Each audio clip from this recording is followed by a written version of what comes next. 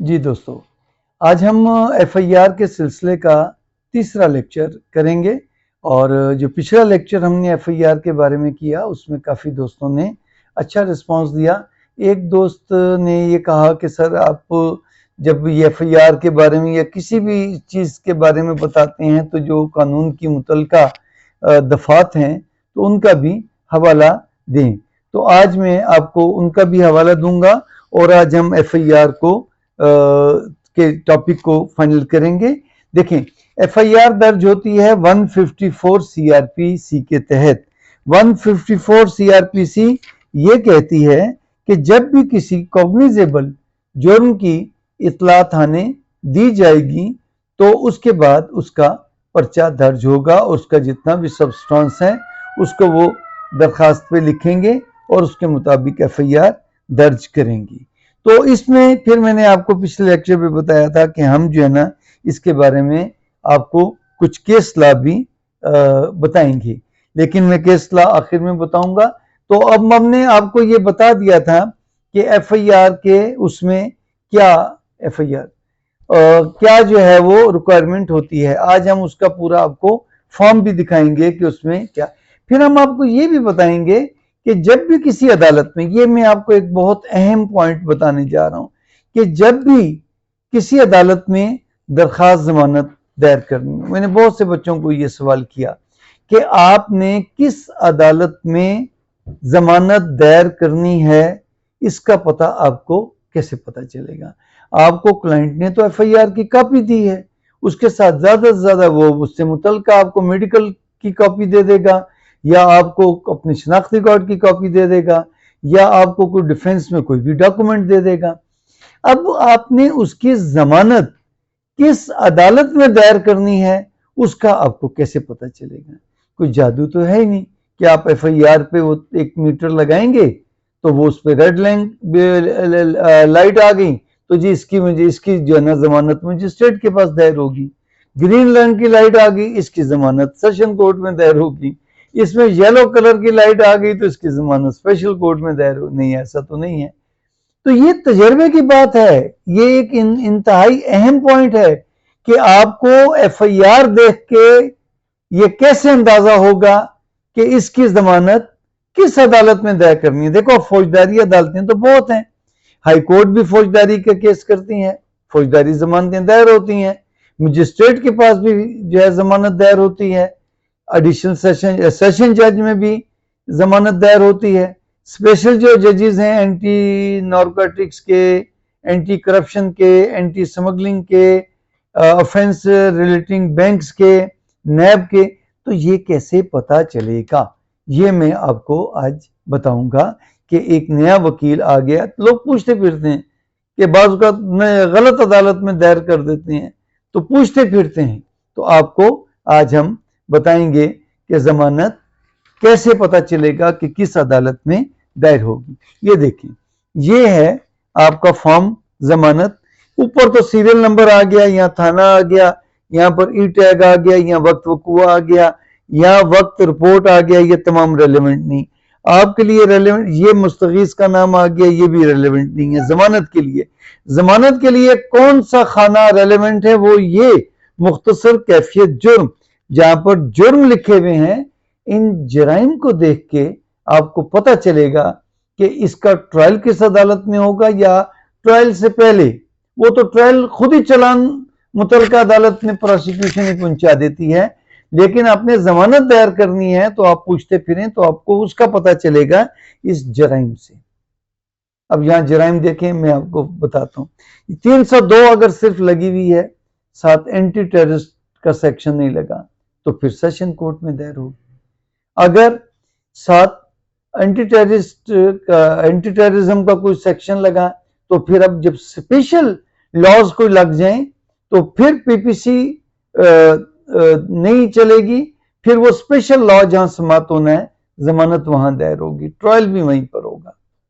तो अगर anti terrorist के साथ अगर 302 लगा है, 324 लगा, पीपीसी का कोई भी सेक्शन लगा है तो फिर स्पेशल कोर्ट में दायर होगी।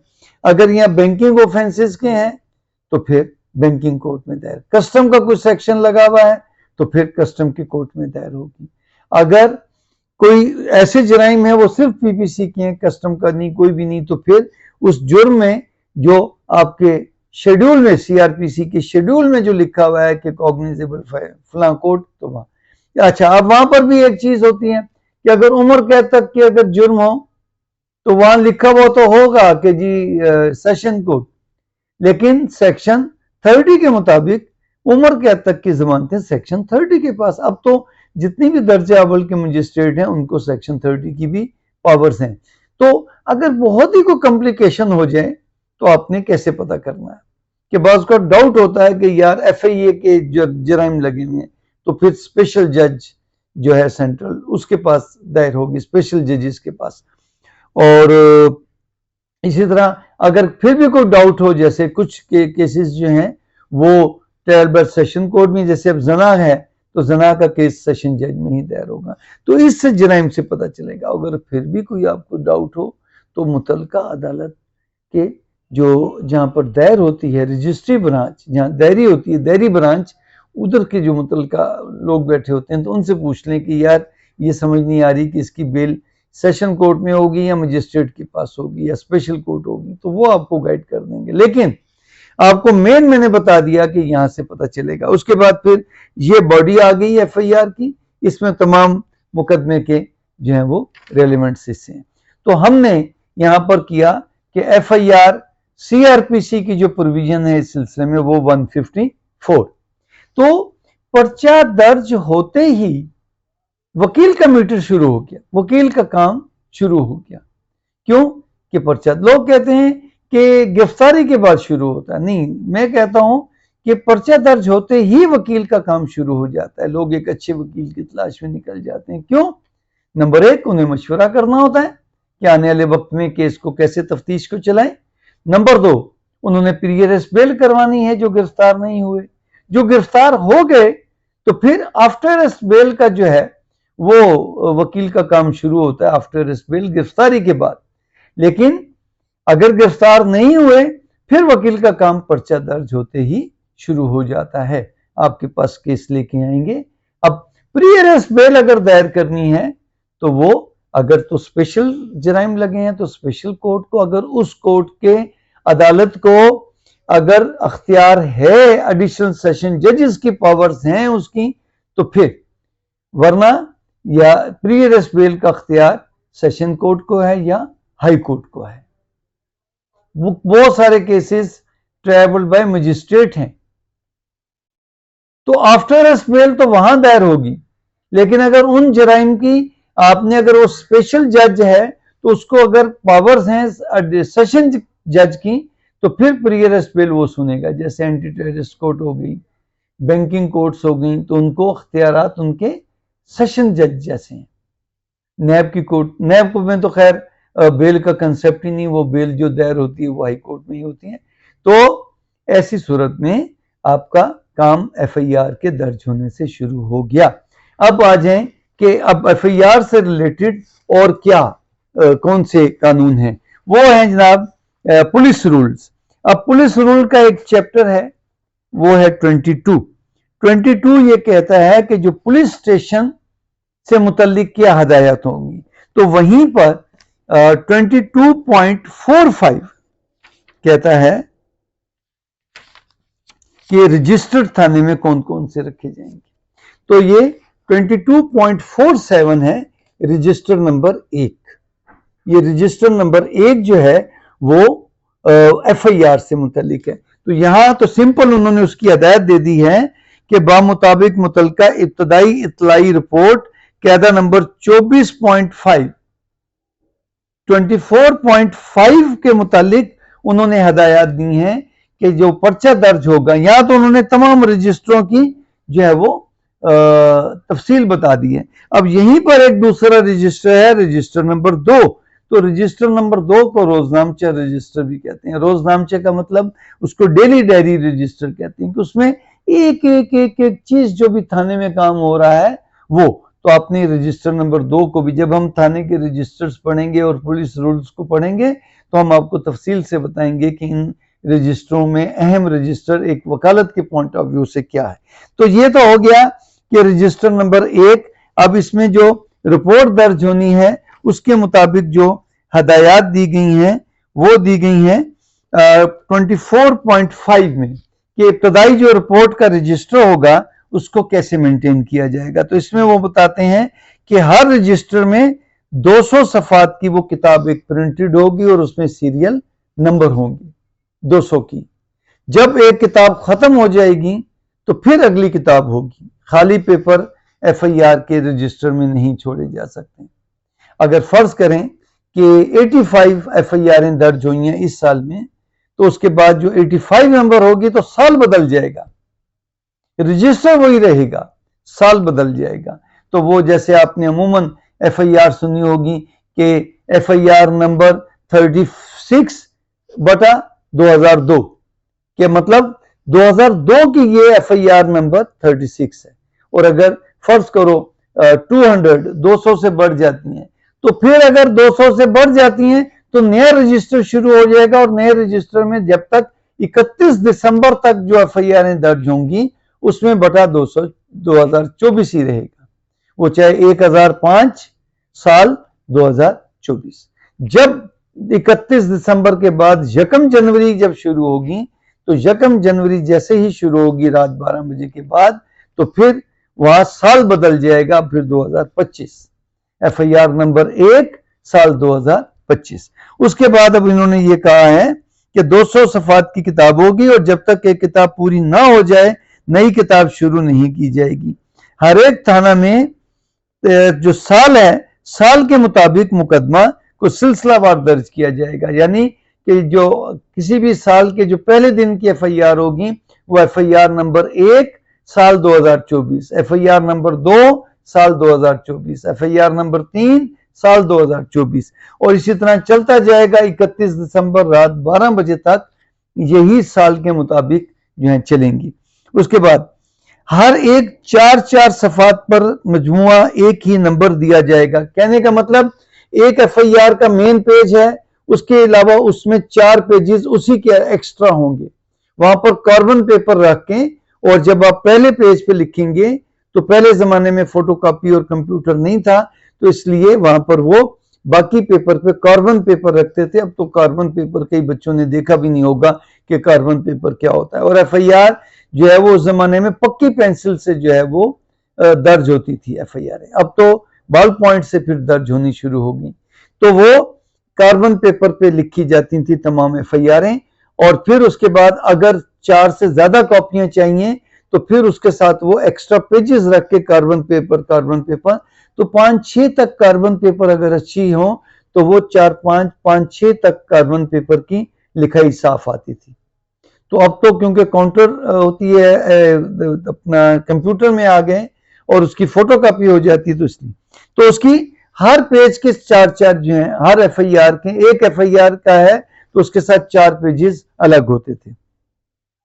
अच्छा जी, हर एक 4 सफ़ात के मजमूए पर एक ही नंबर दिया जाएगा और कार्बन कागज के जरिए चारों परत एक ही वक्त तैयार की जाएंगी। असल परत मुस्तकिल तौर पर थाने में महफूज रहेगी।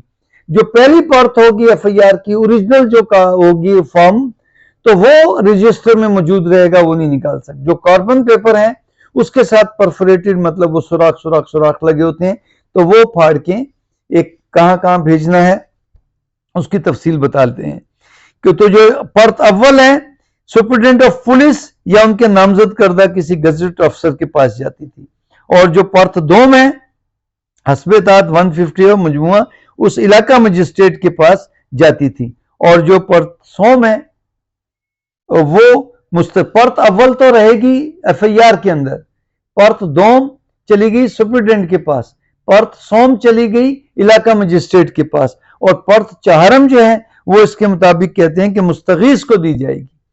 यहां मुलजिम को देने का रवाज नहीं है, नहीं लिखा कानून में, लेकिन अगर मुलजिम मांगे तो उसको थाने वाले देने के पाबंद हैं। वो उसी तरह उसकी फोटोकॉपी करा के लाएंगे, उसको अटेस्ट करेंगे, अगर कंप्यूटराइज है तो उसका प्रिंट निकालेंगे, उस पर थाने की मोहर लगाएंगे और मुहर्रर उसको अटेस्ट करेगा। और अब उसके बाद मैंने बताया था कि अगर मर्डर केसेस ट्रायबल में सेशन कोर्ट हो तो एक कॉपी सेशन जज के पास भी जाती है, एक कॉपी फिर अब SSP के पास भी जाती है। तो ये तमाम उन्होंने पुलिस रूल्स की हदायत ये दे दी। उसके बाद मैं आपको दिखाऊंगा कि पुलिस रूल्स में इन्होंने फॉर्म दिया है। ये देखिए, ये फॉर्म है, ये मैंने पूरा फॉर्म तो दिखाया, इन्होंने नीचे जो बॉडी का हिस्सा है वो बहुत छोटा सा दिखाया। ये वही कॉलम्स हैं जिसमें वकूए की डेट और मुस्तगीस का नाम और ये तमाम चीजें दी गई हैं। जैसे आपको मैंने इस एफआईआर, उसमें बॉडी का हिस्सा बहुत छोटा सा दिखाया है, इसमें आप देखेंगे बॉडी का हिस्सा जो असल परत होती है उसमें बॉडी का हिस्सा ज्यादा बड़ा होता है। अगर वहां भी उसकी एफआईआर की तहरीर अगर पूरी ना आए तो इसके साथ फिर एक अलग सफा लगाया जाता है, फिर उसमें लिखा जाता है। फिर उस अलग सफे को भी बाज़ औक़ात एफआईआर का मजमून बहुत बड़ा होता है तो वो अलग सफे पे करके तो उसको इसका हिस्सा बनाया जाता है। असल परत इसी एफआईआर के अंदर रहती है, बाकी की एक्स्ट्रा कॉपी अलग जाती है। अब हम आ जाते हैं आखिरी, माजरत, अच्छा अब हम आ जाते हैं कि एफआईआर इज द पहला केस लॉ है 2002।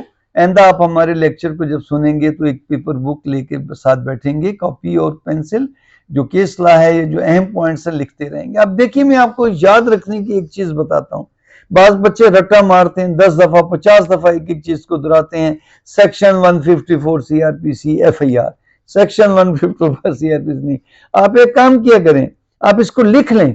जब आप कोई चीज कागज पे लिख रहे होते हैं तो वो आपके ब्रेन में भी लिखी जा रही होती है, तो आप एक कागज पे लिख लें सेक्शन 154 एफआईआर कि ये 154 किसको रिलीज करता है, डील करता है एफआईआर को।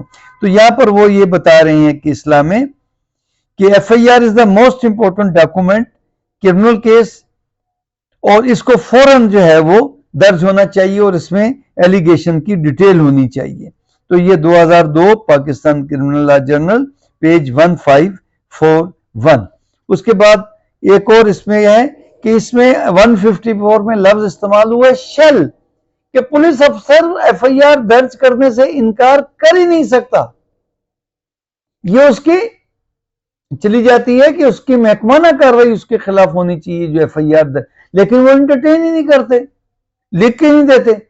उनसे अगर कहा जाए कि आप एफआईआर, ये मेरी दरखास्त है, आप पर्चा नहीं दर्ज कर रहे ना, तो इस पे 2 लाइनें लिख दो कि जी पर्चा नहीं बनता, दरखास्त खारिज।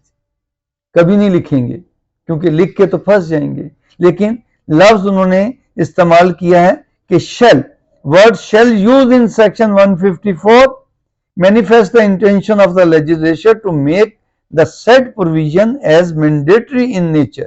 PLD 2014 Islamabad page 71, PLD 2007 supreme court page 539. It indicates that it does not give discretionary power to the police officer to delay the or refuse the registration. कि शल का मतलब यह है कि वो इनकार नहीं कर सकता, लाजमी है। 2010 Pakistan criminal law journal page 31 और 2002 Pakistan criminal law journal page 2007। उसके बाद एक केस लॉ है कि एफआईआर एक पब्लिक डॉक्यूमेंट है, तो पब्लिक डॉक्यूमेंट की आप सर्टिफाइड कॉपीज ले सकते हैं। उसके बाद उन्होंने केस लॉ दिया है कि अल्टरनेट रेमेडी, अगर पुलिस पर्चा दर्ज करने से इनकार कर देता है तो आप इलाका मजिस्ट्रेट के पास भी जा सकते हैं। इसमें हम अलग एफआईआर, पहले भी हमने एक लेक्चर में किया था कि 156 सीआरपीसी के तहत इलाका मजिस्ट्रेट को भी अख्तियार है, इस पे केस लॉ था कि वो भी पर्चे के इंदराज के लिए कर सकता है। लेकिन फिर जब जस्टिस ऑफ पीस की पावर आ गई तो आप 22A के तहत जो है वो जस्टिस ऑफ पीस को भी आप दरखास्त दे सकते हैं कि जनाब हमारा पर्चा पुलिस दर्ज नहीं कर रही। और अगर जस्टिस ऑफ पीस भी आपकी दरखास्त खारिज कर देता है तो फिर आप हाई कोर्ट में भी रिट पिटीशन दायर कर सकते हैं कि जनाब हमारा कॉग्निजेबल ऑफेंस बनता है और पुलिस ने पर्चा दर्ज नहीं किया। तो पुलिस तो हाई कोर्ट ऑर्डर कर भी सकती है, आपकी दरखास्त खारिज भी कर सकती है। अगर हाई कोर्ट भी आपकी खारिज करे तो आप सुप्रीम कोर्ट तक जा सकते हैं, और अगर सुप्रीम कोर्ट भी आपकी बात नहीं मानती तो फिर भी आपकी रेमेडी खत्म नहीं हुई। तो पढ़े लिखे वकील को ये पता होना चाहिए कि मेरी रेमेडी कहाँ है, कानून कहाँ मुझे इजाजत देता है। सुप्रीम कोर्ट से भी रजिस्ट्रेशन ऑफ केस का अगर आपकी दरखास्त खारिज हो जाती है तो फिर आप सेक्शन 200 सीआरपीसी के तहत रिटर्न कंप्लेंट जो है वो अदालत समात में दायर कर सकते हैं। और रिटर्न कंप्लेंट का तमाम ट्रायल वैसे ही, तमाम गवाहियां वैसे ही होंगी जैसे एफआईआर की चलान आने के बाद होगी। तो समझदार जो बड़े सियाने हमारे उस्तादान थे, हमारे उस्ताद जो वकीला थे, वो हमें कहा करते थे कि इस्तगासे की, अगर पुलिस ने आपकी तफ्तीश में कोई गड़बड़ कर रही है तो आपके पास बेहतरीन रेमेडी है कि आप इस्तगासा दायर कर दें। आप इस्तगासे को अपनी मर्जी से चलाएंगे। तो आपको हमारा लेक्चर कैसा लगा कमेंट्स जरूर कीजिएगा, और हमारी इस वीडियो को दोस्तों से शेयर भी कीजिएगा और सब्सक्राइब कीजिएगा। आपका बहुत बहुत शुक्रिया।